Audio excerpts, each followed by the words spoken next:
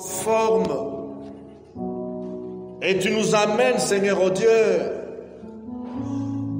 oui, de gloire en gloire. Tu nous amènes à ta ressemblance. Merci pour le travail que tu as déjà commencé dans la vie de chacun de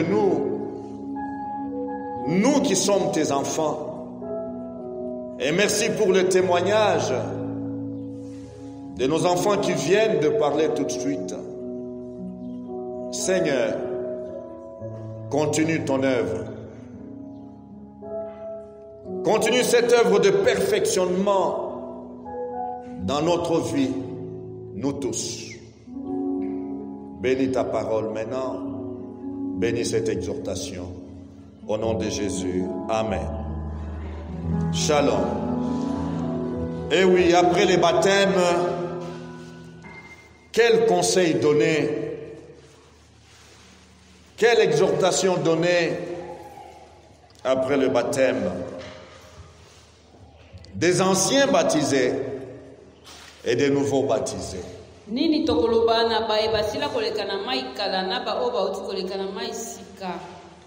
Et aussi pour ceux qui passeront les jours qui viennent. La pensée qui s'est imprimée dans mon esprit pour ce jour, c'est celle de la valeur.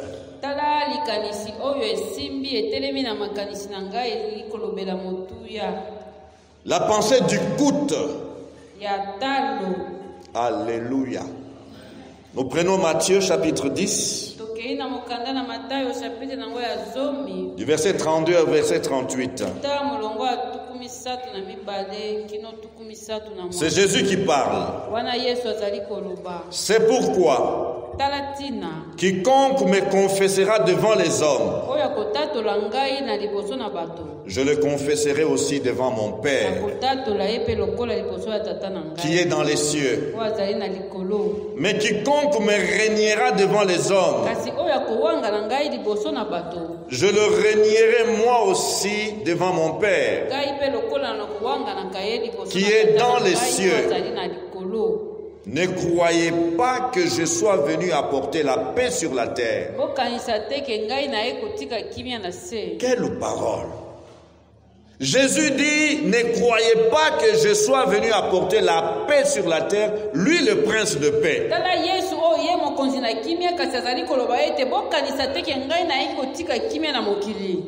Je ne suis pas venu apporter la paix, mais l'épée. Car je suis venu mettre la division entre l'homme et son père,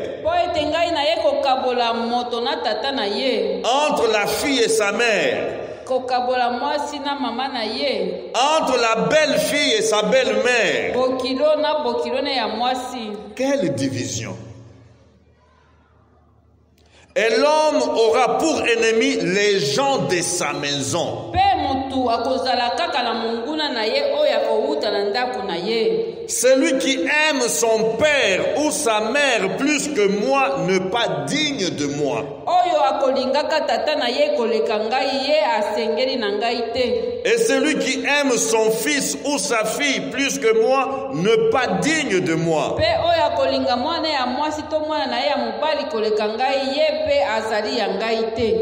Verset 38. Celui qui ne prend pas sa croix et ne me suit pas n'est pas digne de moi. Quelle parole dure, Jésus. Shalom. Est-ce qu'il y a des prédicateurs qui ont déjà prêché si durement comme Jésus? Je ne suis pas venu apporter la paix mais la division. Je suis venu apporter l'épée. Il y aura désormais division entre l'homme et son père. Entre la fille et sa mère. Entre la belle-fille et sa belle-mère. Et l'homme aura pour ennemi les gens de sa maison et non les étrangers ou les voisins.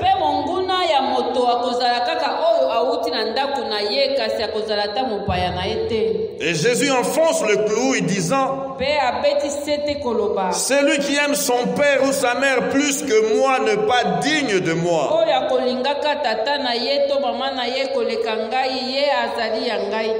Et celui qui aime son fils ou sa fille plus que moi n'est pas digne de moi.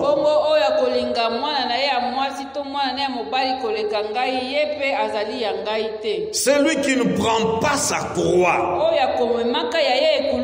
et ne me suit pas n'est pas digne de moi. Matthieu 16, 24. Puis s'adressant à ses disciples: si quelqu'un veut marcher à ma suite, qu'il renonce à lui-même, qu'il se charge de sa croix et qu'il me suive. Alléluia. C'est l'évangile de Jésus-Christ. Shalom. Le prix à payer.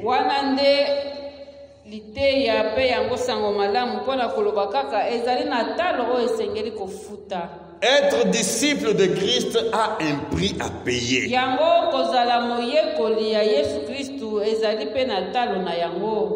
Oh, ce n'est pas du fanatisme, ce n'est pas gratuit. Jésus n'a pas caché les implications attachées au fait de le suivre.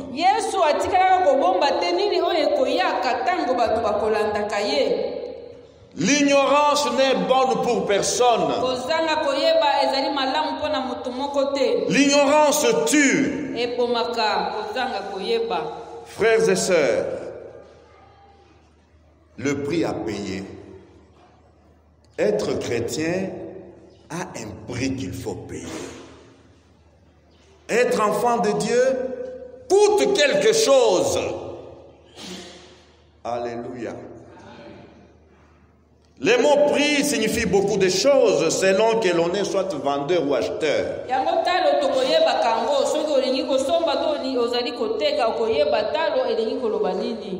Shalom. Pour notre réflexion, le prix est une valeur que l'on attribue à quelque chose.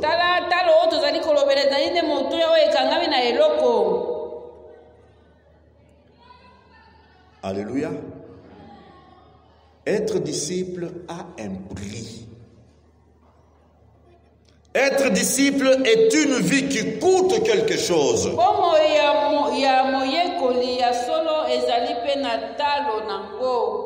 Alléluia. Je ne peux prendre à titre d'illustration que la vie d'un élève ou d'un étudiant.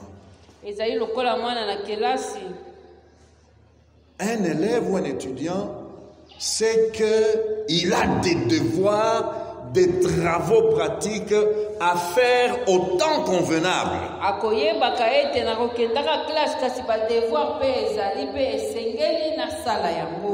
Un étudiant sait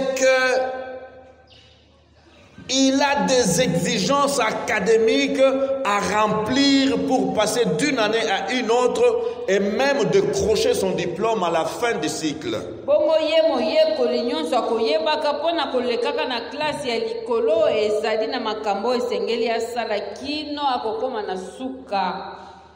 Et être disciple de Jésus-Christ mérite d'être fixé sur les exigences.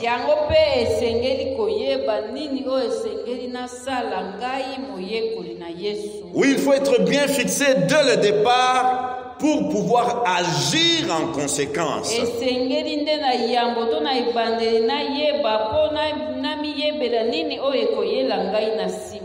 Notre Seigneur Jésus-Christ s'est employé avec patience et avec beaucoup de clarté à expliquer les conditions attachées au statut de disciple.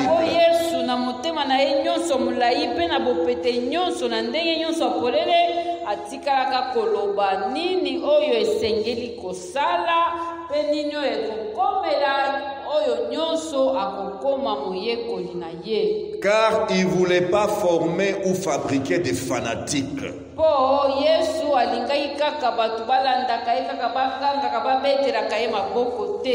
Mais il voulait des personnes engagées, des personnes responsables.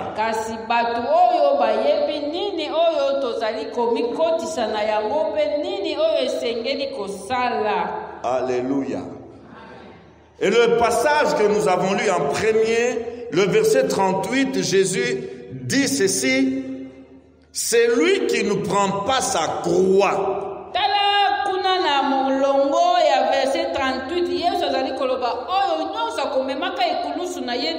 Et ne me suit pas, n'est pas digne de moi. Shalom. La croix est au centre, est au cœur de la vie de disciple.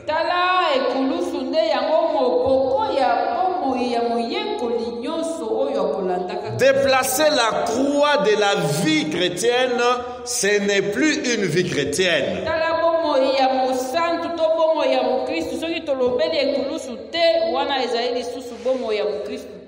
La croix, qu'est-ce que nous devons retenir dans le peu de temps que nous avons? Selon l'histoire, c'est un instrument bien connu du châtiment le plus cruel et le plus ignominieux.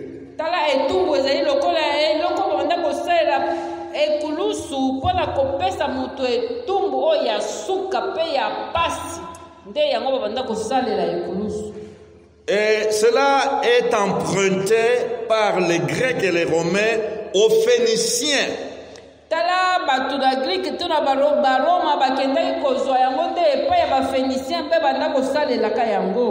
Depuis le temps de Constantin le Grand.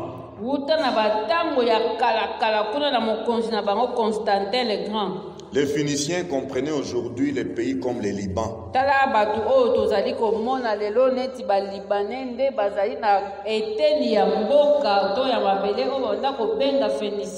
Au temps de Constantin le Grand, étaient attachés à la croix les pires criminels.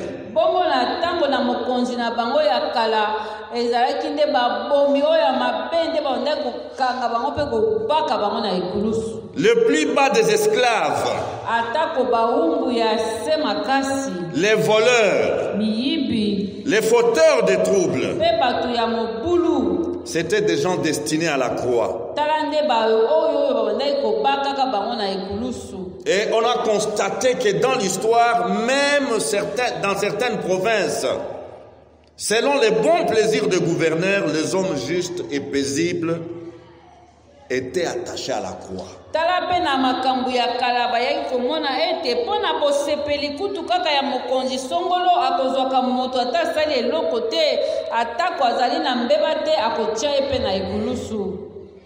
En résumé, lorsque nous voulons comprendre la signification de la croix dont parle Jésus,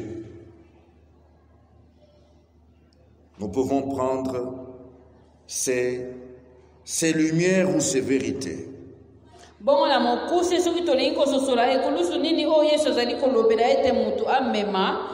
Que signifie la croix dans la vie des chrétiens?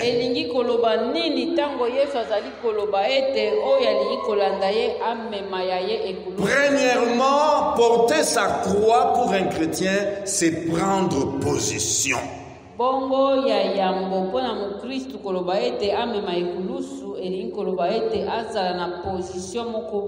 Alléluia. Vous qui venez de passer par les eaux de baptême, et nous qui avons été baptisés il y a des dizaines d'années, des vingtaines d'années, des trentaines d'années, une seule chose.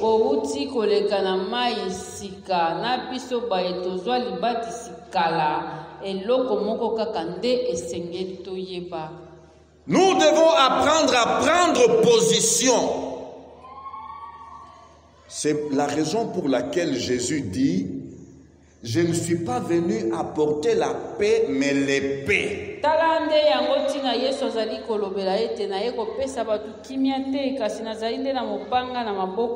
Shalom.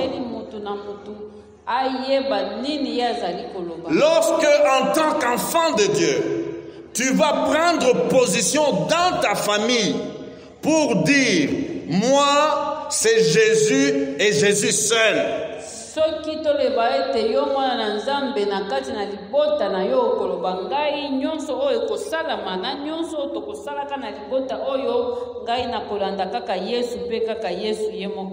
Shalom.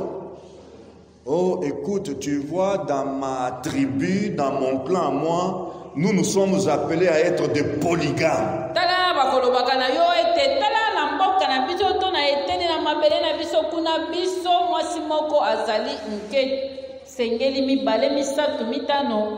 Et tu regardes bien le papa qui t'instruit de cette manière-là.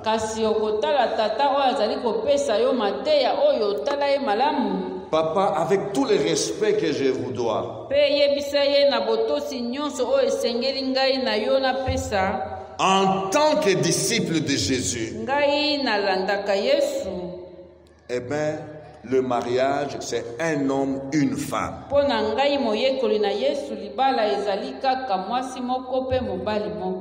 Est-ce que le papa va t'acclamer?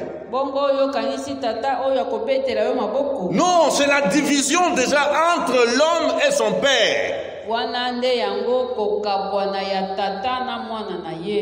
Shalom. La division est là consommée. L'enfant dit: papa, laisse-moi aimer ma femme, l'unique de ma vie, jusqu'à la mort.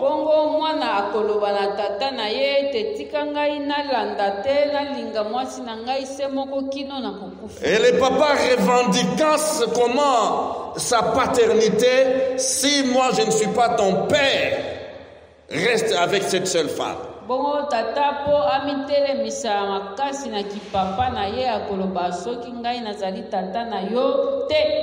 Enfants de Dieu, nous sommes appelés à prendre position.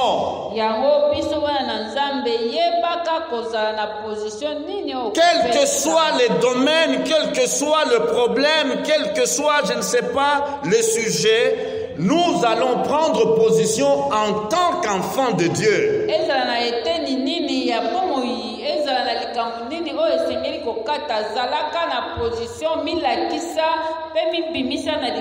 C'est ça, porter sa croix. Alléluia. Oh, moi je ne suis ni à gauche ni à droite, je suis au milieu. Non, ça n'existe pas en tant qu'enfant de Dieu.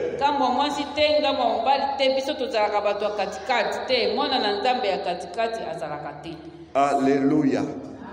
Étudiez les actes des apôtres, vous trouverez comment les disciples, les apôtres ont pris position.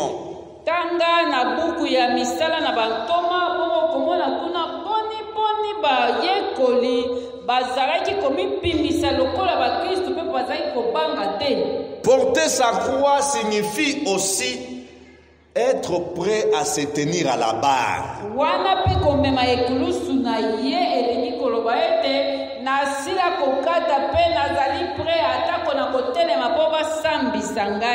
Alléluia.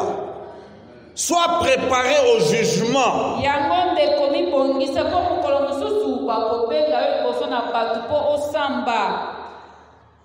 La Bible nous parle des apôtres, des disciples de Jésus qui ont été traînés devant le jugement. Pourquoi? Parce qu'ils ont guéri un impotent.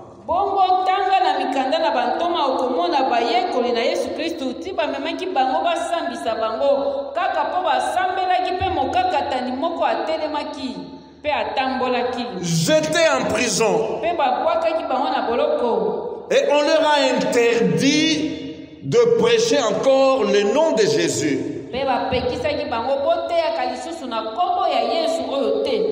Ils ont pris position.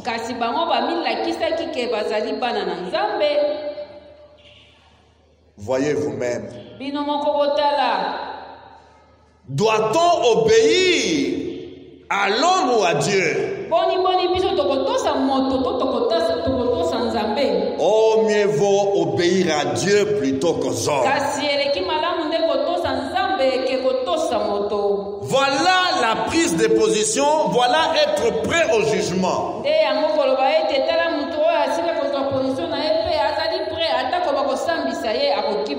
Porter sa croix, c'est apprendre la résistance chaque jour.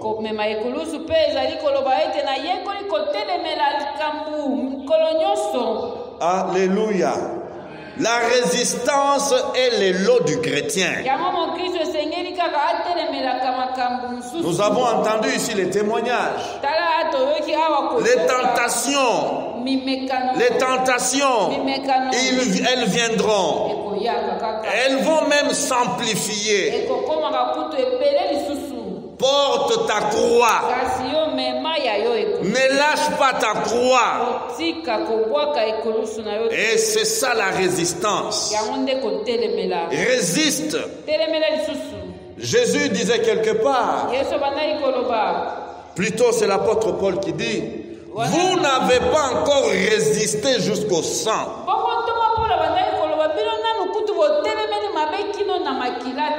Et c'est ça porter sa croix. Alléluia. La croix, porter sa croix, c'est quoi encore? C'est supporter. C'est difficile. C'est difficile. Supporte. Supporte encore. Continue. Continue. Ploie les genoux. Pleure à genoux. N'abandonne pas. Shalom. Oui, porter la croix, c'est encore quelle signification. Vous voyez, quand on est attaché à la croix, on est bien allongé.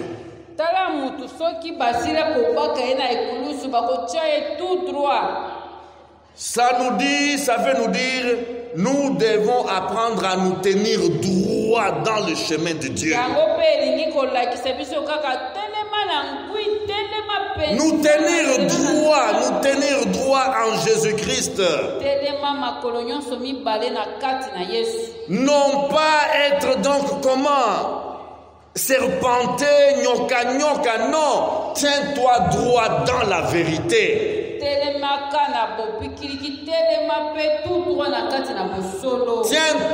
Tiens-toi droit dans l'obéissance à la parole de Dieu. Alléluia. La croix, porter sa croix, veut nous dire aussi, apprenons à nous tenir, à rester debout dans la foi.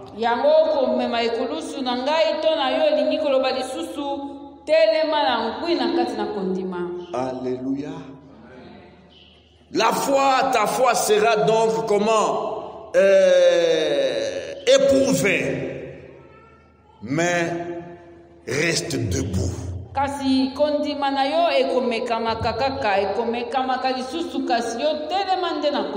Ne fléchis pas les genoux devant les compromis, mais reste debout. Shalom. Le contraire de debout, c'est quoi? Vous avez des chrétiens qui sont déjà KO, couchés par terre.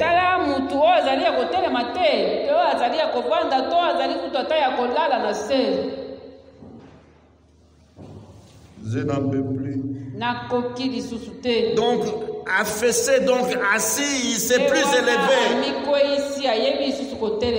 La croix veut nous dire que nous avons intérêt et nous avons à apprendre à tenir debout, à rester debout dans la foi.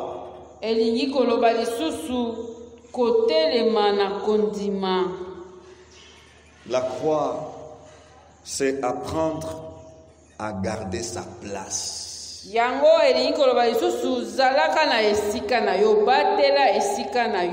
Shalom. Quand on est à la croix, est-ce qu'on peut aller encore à 1 kilomètre? Non, non. On est fixe.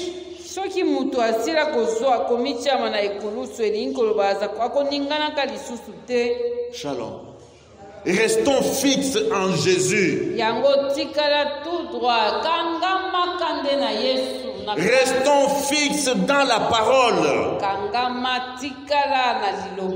Restons fixes dans les règles de conduite chrétienne. Alléluia. La croix, c'est encore un symbole d'être mis en sûreté ou en sécurité. Alléluia.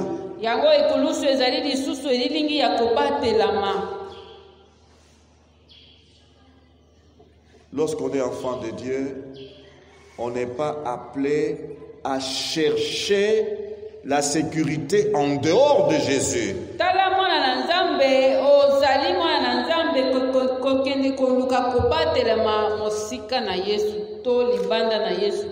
La croix nous dit, tenez bon.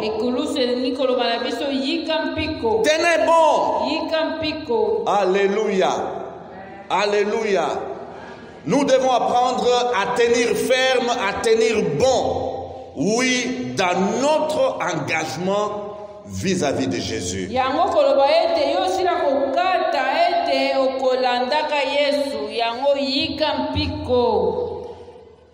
Enfin, porter sa croix voudrait nous dire, nous allons être pesés.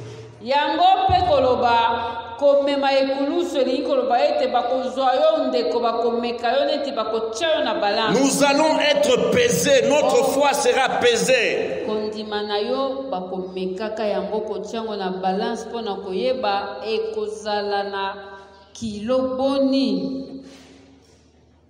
La croix veut nous dire que nous devons mourir à notre propre volonté.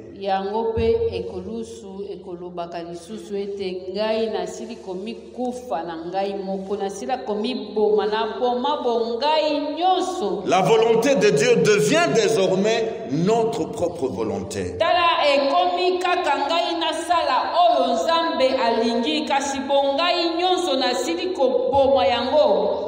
Shalom. Shalom.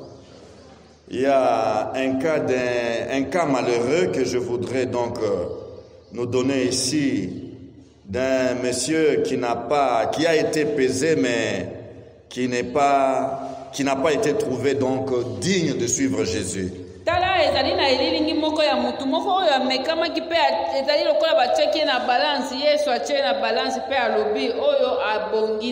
Marc chapitre 10. À partir du verset 17. Comme Jésus se mettait en chemin, un homme accourut et se jetant à genoux devant lui. Bon maître, lui demanda-t-il, que dois-je faire pour hériter la vie éternelle? Jésus lui dit, pourquoi m'appelles-tu bon? Il n'y a de bon que Dieu seul. Tu connais les commandements. Tu ne commettras point d'adultère. Tu ne tueras point. Tu ne déroberas point. Tu ne diras point de faux témoignages. Tu ne feras tort à personne. Honore ton père et ta mère. Il lui répondit, Maître, j'ai observé toutes ces choses dès ma jeunesse. Jésus l'ayant regardé les mains, et lui dit, il te manque une chose. Va, vends tout ce que tu as, donne-le aux pauvres, et tu auras un trésor dans le ciel, puis viens et suis-moi.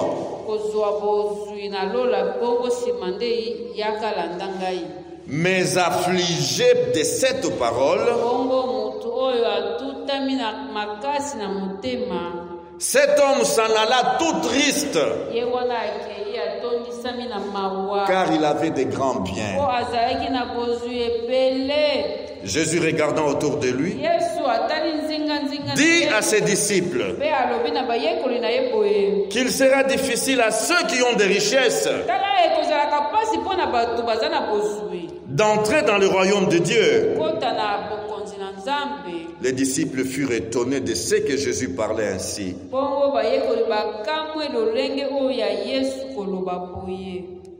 Voilà, ce jeune homme a été pesé.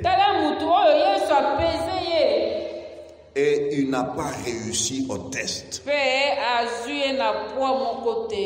Donc il n'a pas supporté la croix et suivre Jésus. Son cœur était très attaché au bien de la terre.